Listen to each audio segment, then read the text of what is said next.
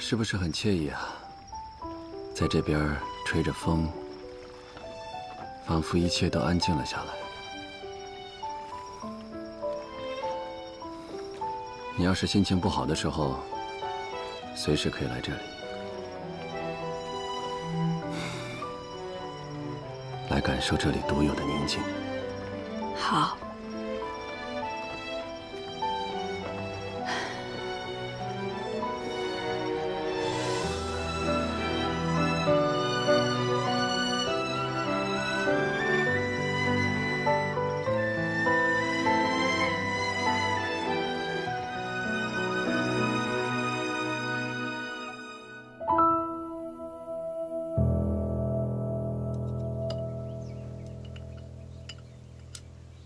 孩子，你在这儿安心住一晚，明日我给你些盘缠，让你回家。你家住哪儿啊？通泉县。通泉县，怎么这么耳熟？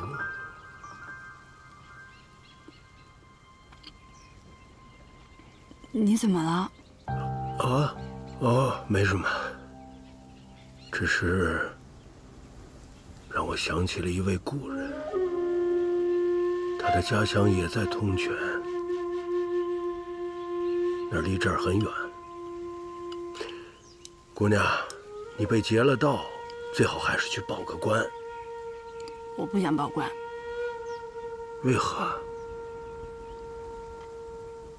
我恨当官的。多年前，我姐姐就是被当官的掳了去。 后来宅子起了大火，差点被烧死。再后来，他又被人逼迫的跳了悬崖，死了。阿姨阿娘千辛万苦的养大姐姐，却传来了这样的噩耗，这谁受得了啊？你说，我还能相信当官的吗？ 是啊，这的确不是一般人能承受得了的。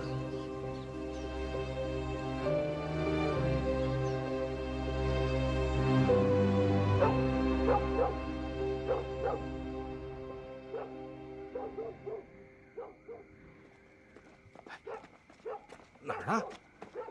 就那儿。哎呦，怎么跟赶不走的苍蝇似的？这。哎呦，武将军，武将军，你怎么又来我这儿了呀？这盐你可都是亲自验过了，不会没完没了吧？公司是不必担心，我不会再验了。啊，那就好，那就好。因为不必再验了。这是监管东桥仓的小丽和一些私盐贩的口供。最近我查到一个人，此人平日里负责看守盐仓，姓赵，名卜。他将官盐从这东桥盐仓偷运出去，埋在近郊，再由私盐贩将其取出。只可惜这个赵卜啊，嗜赌成性，赊了账还不起，便铤而走险，将这些盐都揣进了自己的腰包。可这纸终究是包不住火啊！怎料此事败露，背后的人便要杀他灭口。公子时，你猜我有没有救下他？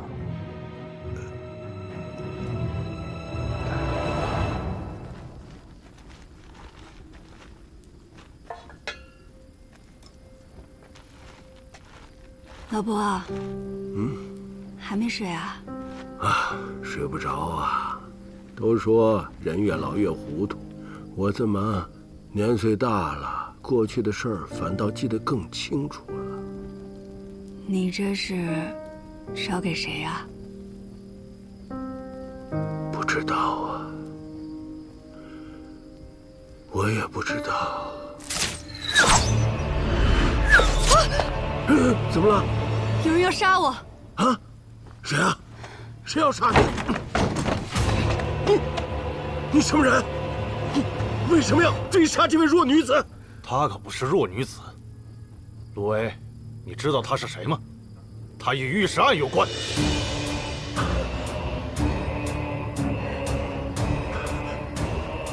滚开！要不然连你一块杀了！闪开！住手！给我住手！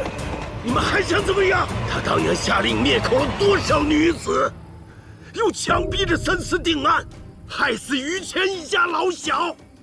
他武有敬做的孽还不够多吗？为什么就不能放过一个女人？你要杀她，就从我的尸体上踏过去。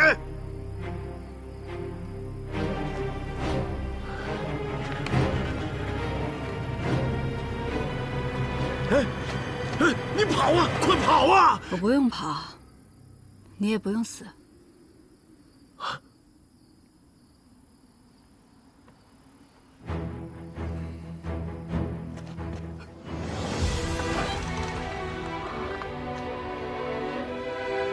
你们到底是什么人？公司时，非要我把话给挑明了，就没意思了。吴将军，你别诈我！什么赵卜、张卜的，这没这么个人。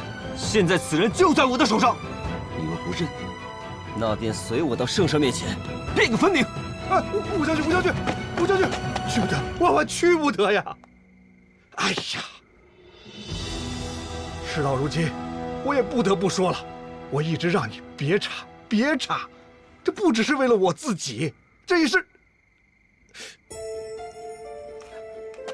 也是为了你呀！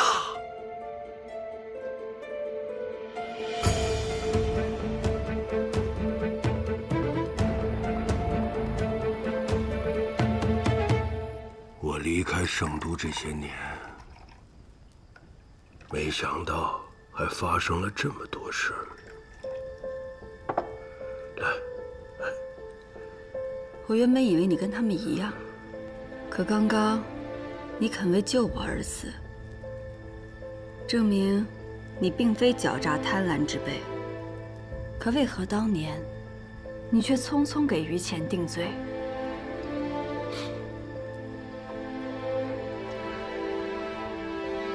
这天底下做父母的，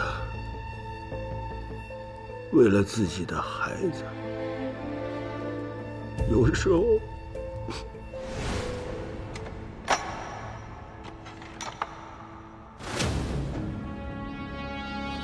本官身为御史大夫，掌邦国行宪典章之政令，自当是有冤者伸其冤，方可下无愧于黎民，上无愧于君主，绝不能贪污受贿，冤枉好人。于前乃是朝之脊梁，我岂能违背道义，去压垮这条脊梁？是在牵牛卫当差吧？哎呀，一日他醉酒下朝，奸污了一名宫女啊！而承继家风，为人清正，绝不会干此等卑劣之事。没有吗？我怎么觉得有啊？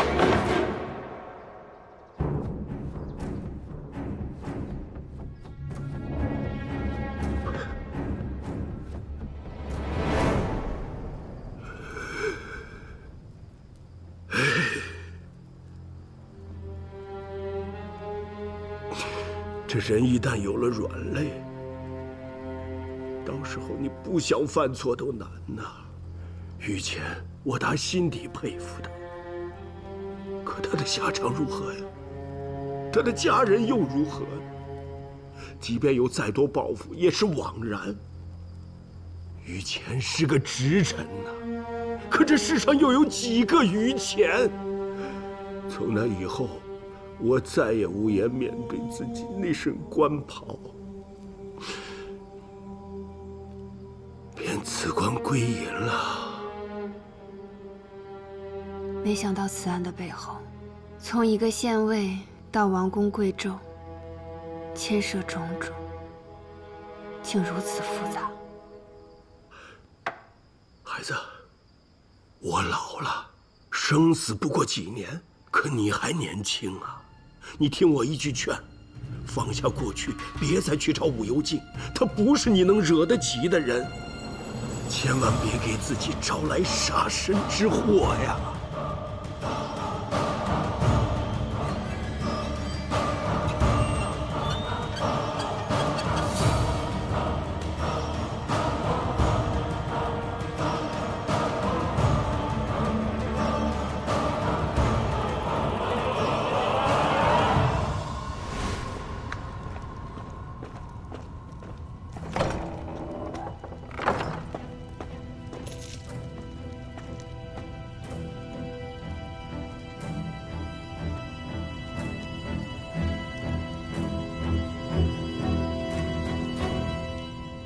海公受苦了。康平王亲自来看我，我便知这里就是我的葬身之所了。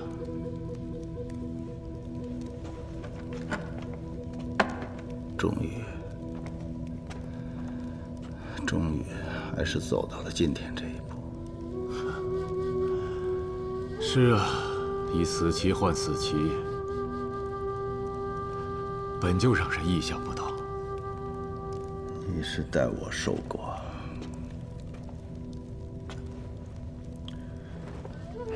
当年，你替我去通泉县笼络度粮，就是要把通泉的盐仓握在我们自己手里。此事没什么好后悔的，你的沿路之棋也已经成功大半了。李氏一派指望太子上位，蠢蠢欲动；圣上又打压世家，提携寒门。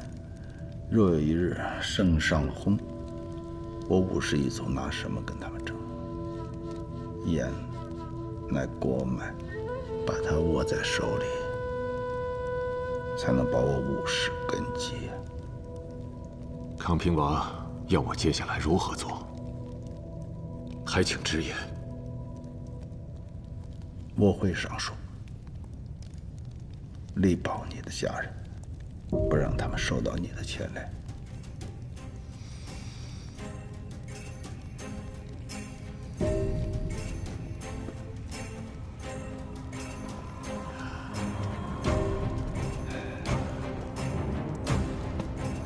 我明白了，那叶平安见微便能知主，是个乱局的祸害。无论如何，绝不可留。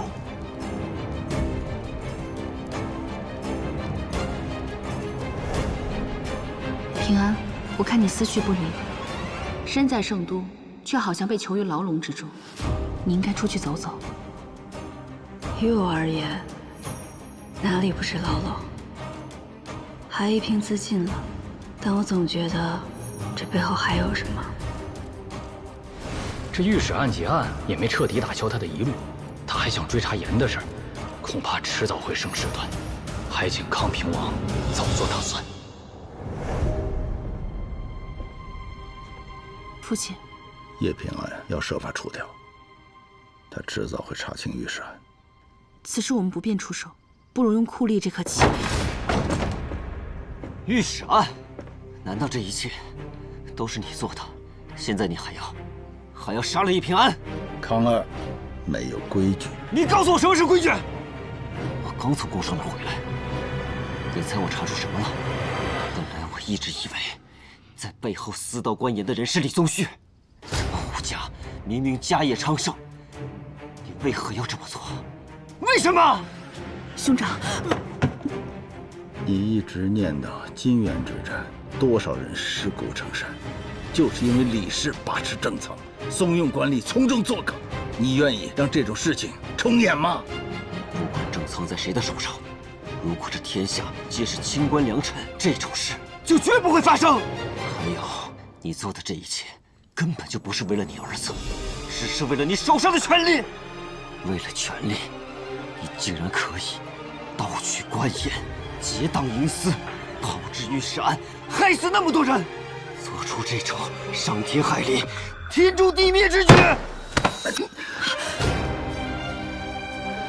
你是我5世子孙，一荣俱荣，一损俱损。你能当大将军，刚出生就比别人高出一个台阶，都是因为你姓武。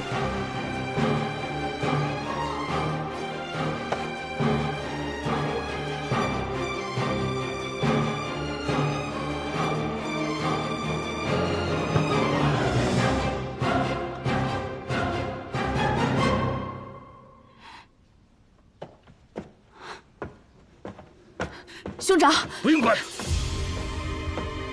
他会想明白的。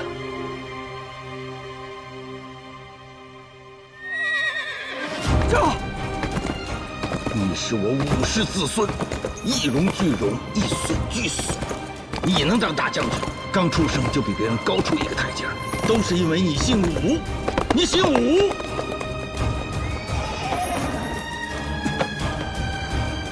武将军，你这可是有急事要面圣。要。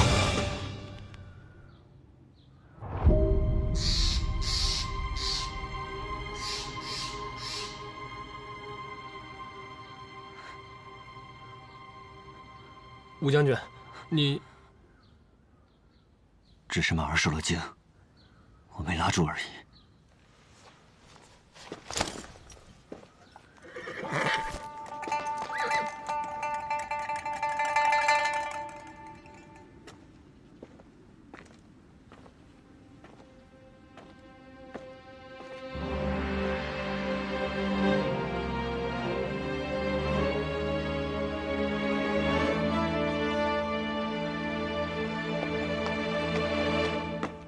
范内侍，叶行医，请吧。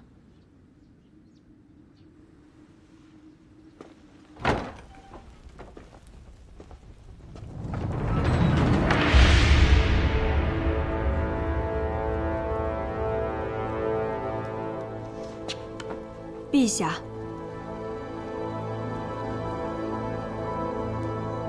今天来医馆，是想跟你探讨一下医术之道。平安不敢。有何不敢？你的医心之术，圣都内可是人尽皆知啊。平安惶恐。起来吧。平安，朕问你，这一罐汤药，如何才能成为一剂良药？好药材，服以好火候，对症才是良药。正所谓轻科要急，沉科要缓。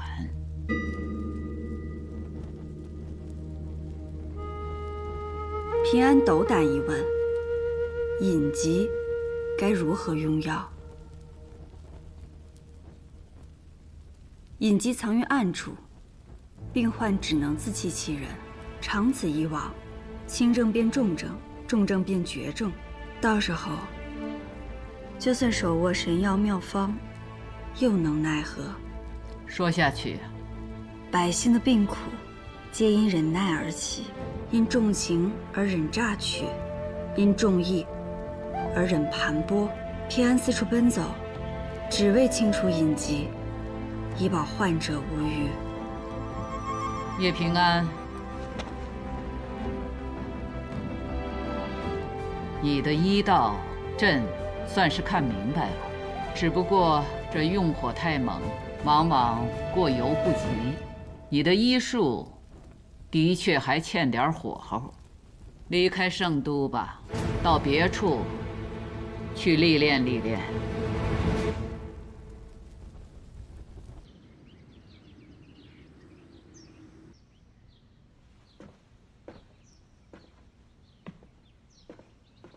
苏玄真人在想什么？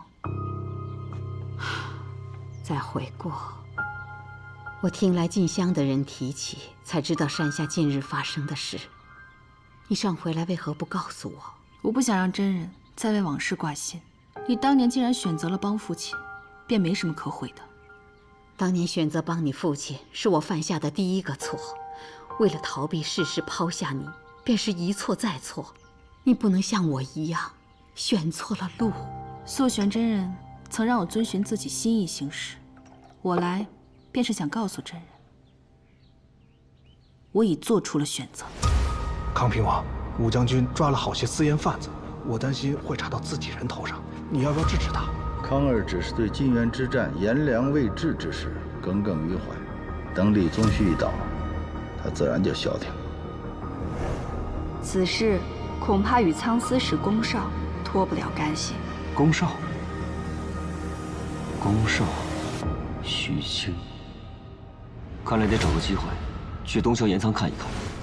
武将军不日会来查盐仓，苍司使要做好准备。多谢武舍人相告。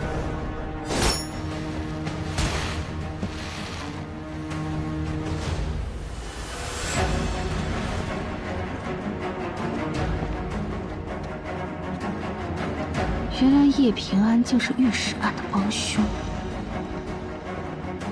父亲，叶平安的身份你已经知晓了。此人是一把好刀，刀太快，也容易伤到自己。父亲说的道理，女儿明白。女儿有意祭献于父亲，叶平安有心急，可利用这一点将他送上绝路。为父没有看错你。叶平安有才，但不能为我所用，将来只会成为我的阻碍。你想对他赶尽杀绝，就为了御史案？你与父亲都和御史案有关，而我是武家之女，我已不在乎什么清誉了。你不要因为我而受制于康平王。真人，你错了，我不是为了你，而是为了帮我自己。仙儿，正因为我是武家之女，才能坐上中书舍人的位置。父亲若东窗事发，使武家蒙羞，必会牵连于我。父亲有一句话说的极对，李武两家已势同水火，圣上若想绵延大风，便只能传位于武氏宗亲。我不会让任何人威胁到武家的大业。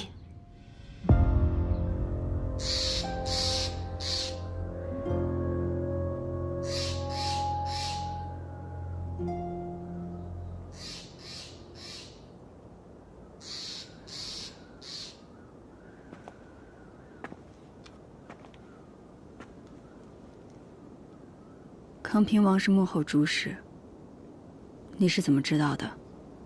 花娘未曾料到自己会被毒杀灭口，死前手里紧紧握住了一把紫檀木梳。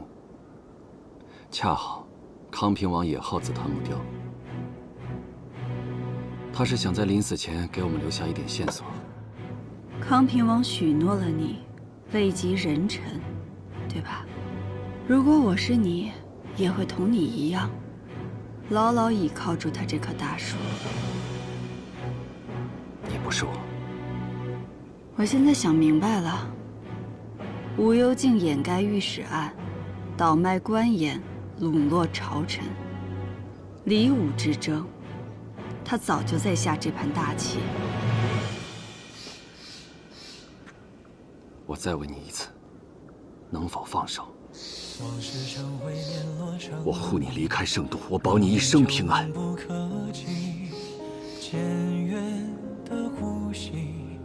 堆叠成疏离，思念成片绵为体恤，纷愁乱绪不成。你看那夕阳，今日沉下，明日还会升起。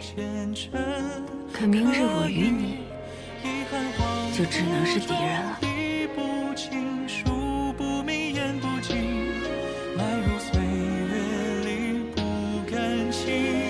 谁也不要手下留情。好，叶平安，我期待你成为我的敌人。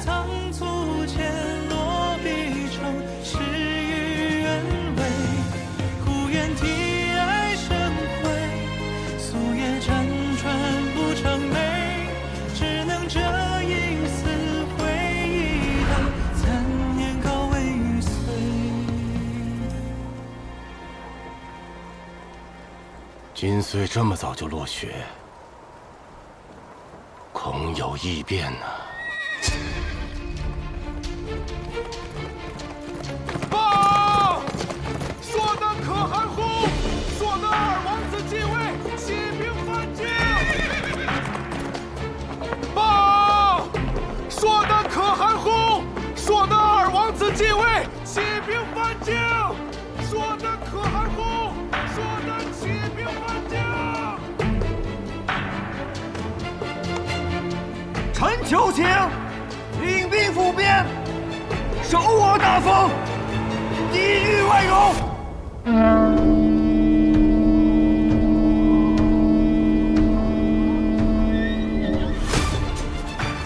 封大将军武安康为燕北道行军大总管，挂帅出征，钦此。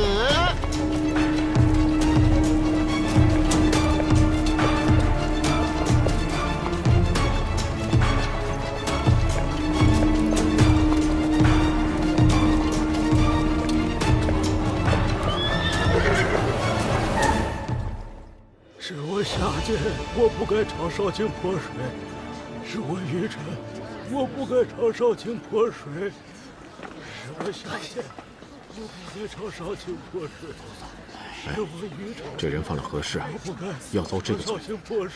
他儿子因为犯私盐，被那袁绍卿抓到大理寺去了。这老头气不过，说儿子是快饿死了才去做的私盐饭，当头一盆水就浇到了袁绍卿头上。这一下可惹着阎王爷了，阎王爷就罚他在这跪着。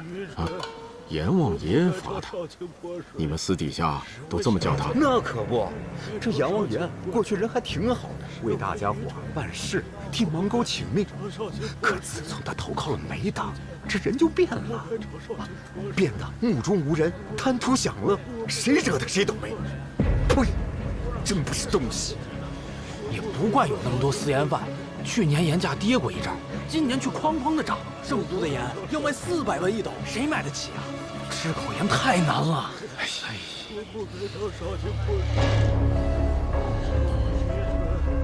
私盐贩。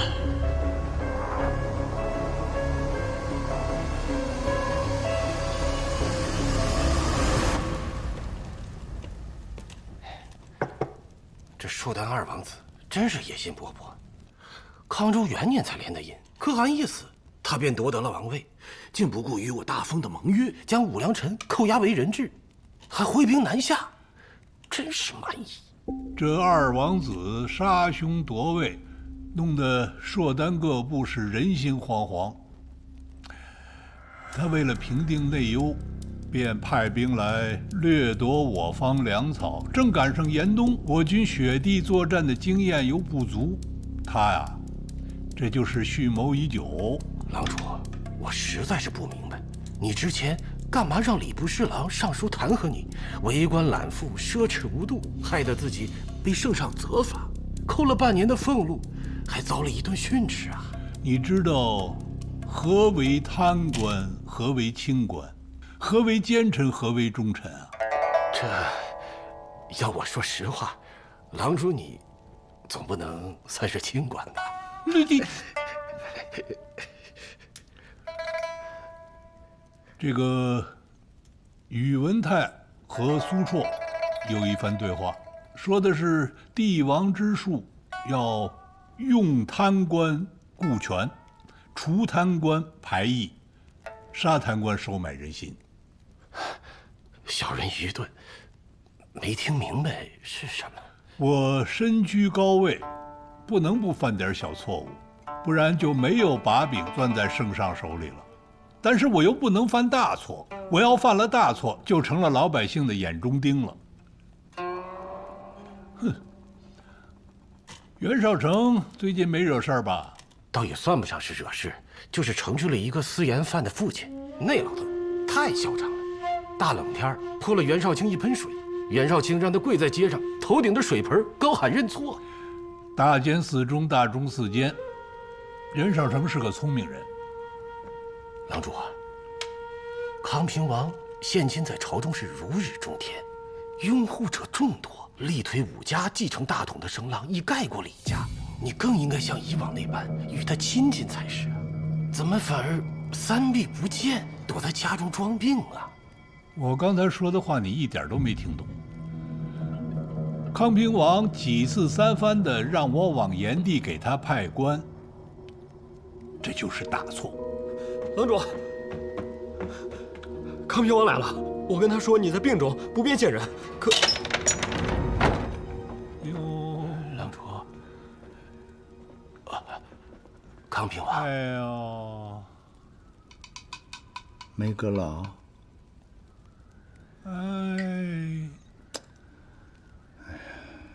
病了这么久也不见好啊！你可是股肱之臣啊！朝中不可一日无你啊！必去如抽丝，老不中用了。我是怕你被庸医给耽误了，我特意给你请了一位高人，去给梅阁老探病。康平王，我家郎主的病有些奇怪，陌生人一靠近，浑身奇痒无比，起出很多红疹子，还是不要靠近他好。那这病怎么传染呢？康平王，就是说你病好之前，我还不能再来看你了。哎，你好生歇息吧。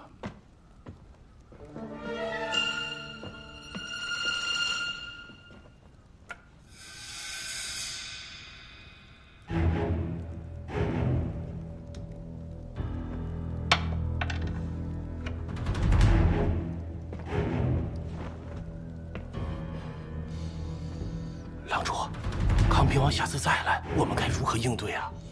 他看出我是装的了，不会再来了。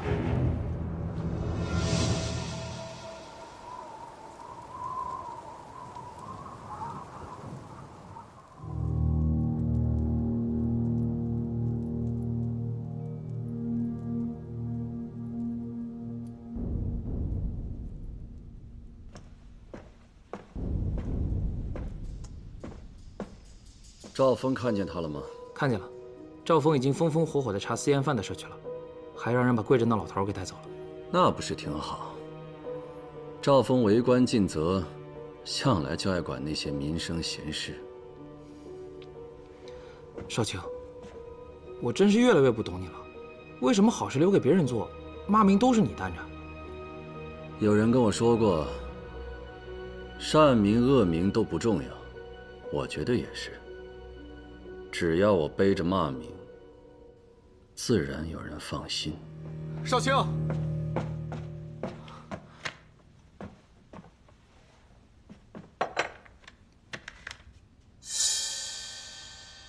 扬州。哦，送信的人说，这是有人花了重金，特意让他带进圣都的。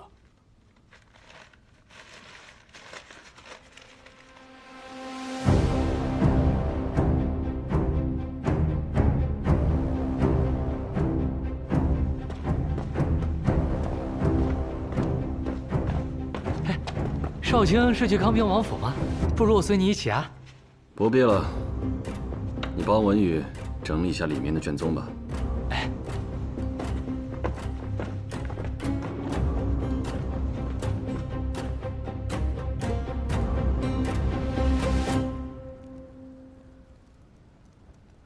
草民乃扬州千户，今状告州籍属监曹，状告我，何意擅自侵吞漕运费，以公谋私，贪墨无度，请彻查何意及与之来往官吏，在扬州为不法之事。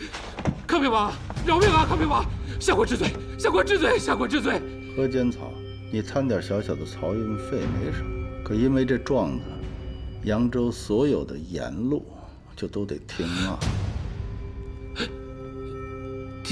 停了？这也不至于吧？哎，这状子不还没递上去呢吗？扬州一年的官盐50万担，转卖其中的5万担，那一年就是10万200银呐。这状子若不是递到少城手里，而是递到御史台、户部，递到那些酷吏手里，这10万两啊，何监草，要多少个你才够赔呀？康平王，下官定将戴罪立功。滚！是，这就寻条新的沿路来弥补过错。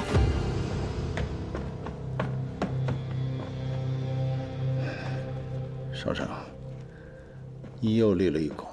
少城本就仰仗康平王提携，这都是分内之事。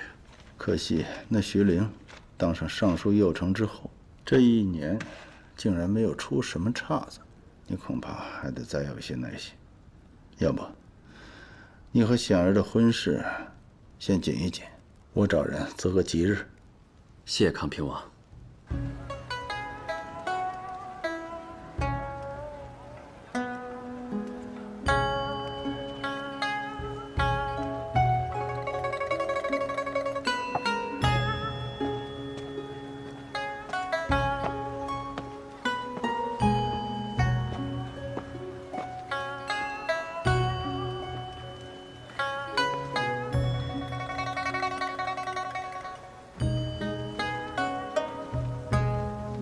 江南这么早就下雪了，看来今年的冬天会格外冷。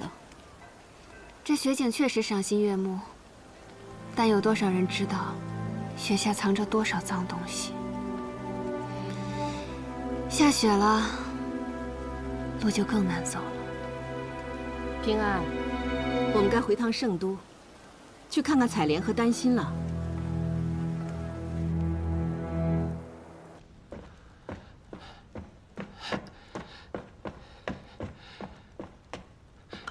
参见康平王。这么快啊？才10余天就有消息了？是，不过这次寻来的盐贩与以往略有不同，下官不敢擅自做主，所以前来询问康平王。就说来听听嘛。经过下官多次寻找，这次寻来了一位私盐贩，他其实是私盐贩。是，你是嫌自己命长，还是想将康平王也拖下水？准确来说，他其实是一位牙人，他声称自己手上有大量的私盐，多到这个数3000担。哎，3万担。哪来的牙人手上能有这么多私盐？何监草，哎，你该不会信了吧？这牙人的说法是，这3万担的私盐会按批次出手，之后再找大买主。关键是，他只卖100文1斗。100文1斗，正是。下官见这其中的利益着实不小，所以不敢耽搁，便火速前来禀报。现如今这牙人的身份尚未查证，何监草，不如你将此人约出来，我去探探虚实。显儿，和少城一块去。是。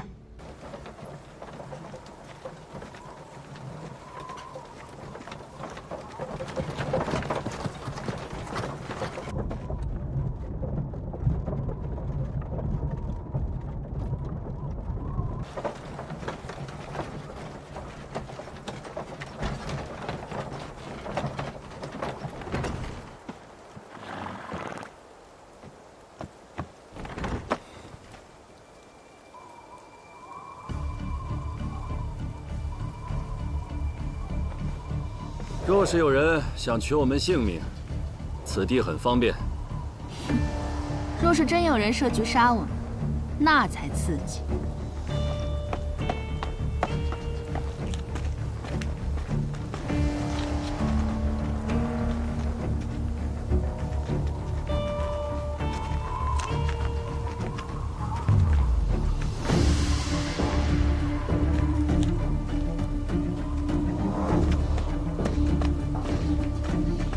你们是来找暗夜的吧？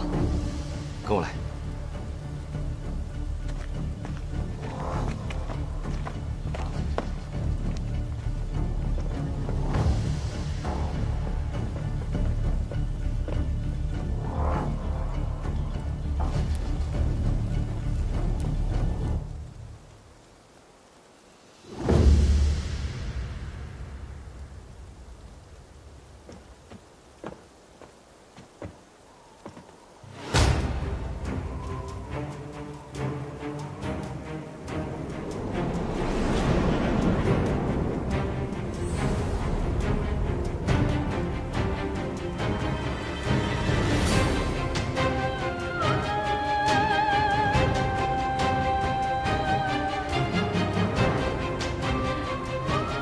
不会这么巧吧？我这赚钱挣到老朋友头上了。这交情可别乱攀，这钱你能不能赚到手，还不一定呢。这1年没见，平安，你什么时候喜欢上钓鱼了？今日可有鱼上钩啊？这钓着着鱼啊，得看运气。我这运势一直不怎么样，不过就是图个乐子。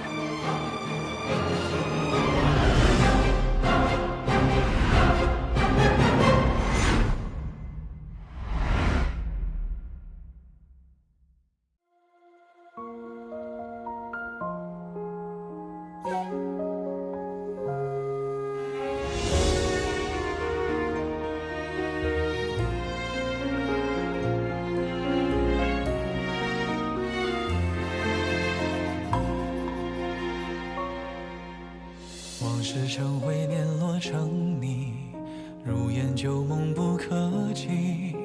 简约的呼吸，堆叠成疏离，思念成片绵为体恤，纷愁乱絮不成句。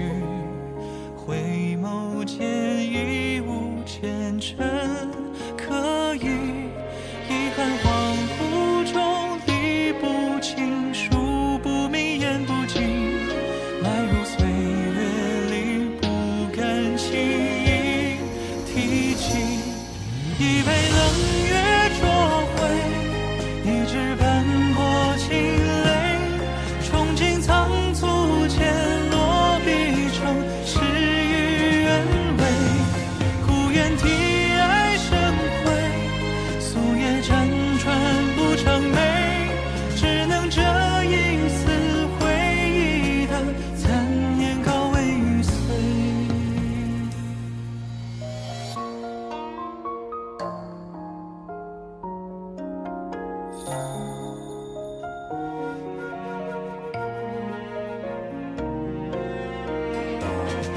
一杯冷月灼灰，一纸斑驳清泪，憧憬仓促间落笔成诗与愿违。孤雁啼爱生辉，夙夜辗转不成美，只能这一丝回忆的残念告慰于岁。